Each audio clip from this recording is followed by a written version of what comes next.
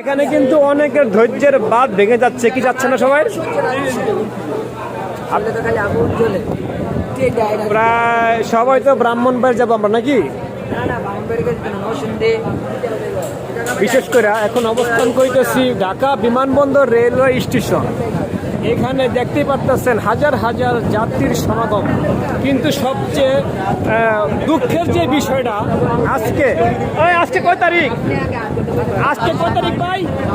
ও ভুলে গেছি, আজকে 27 তারিখ। তো আজকে 27 তারিখ আমি বিমানবন্দর রেলওয়ে স্টেশনে আসার পরে হাজার হাজার যাত্রীর মুখ থেকে যে বিষয়টা শুনতে পারলাম, শোনার পরে আমি খুব কষ্ট পাইলাম।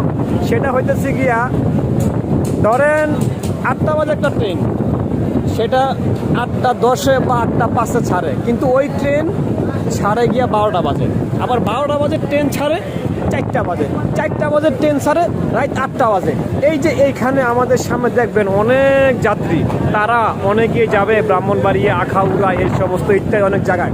তারা 12টা বাজে আইসা বৈশা রয়েছে, ট্রেন আসার কথা 3টা বাজে, কিন্তু এখন প্রায় সন্ধ্যা 6টা বাজে গেছে গা, এখনো ট্রেন আসার কোনো খবর নাই। এখানে অনেক যাত্রী আছে, অনেকের ইন্টারভিউ নিছি, কিন্তু তাদের ধৈর্যের বাঁধ ভেঙে গেছে। আপনারা অনেকক্ষণ যাবত আছেন না দাদা ভাই? কি অনেকক্ষণ যাবত তারা আছে, ঠিক আছে, কিন্তু আসলে এটা কেন হচ্ছে, কোন কারণে হচ্ছে তা আমরা আদৌ জানি না।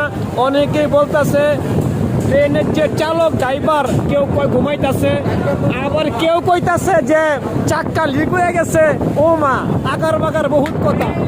ওর তো ঠিক আছে, কারণ এরকম বাস্তব কথা, এখনো কোনো খবর নাই। সবাই চায় তাকে ওদিক থেকে যে কোন কমলাপুর থেকে ট্রেনটা আসবে, কিন্তু কোনো খবর নাই।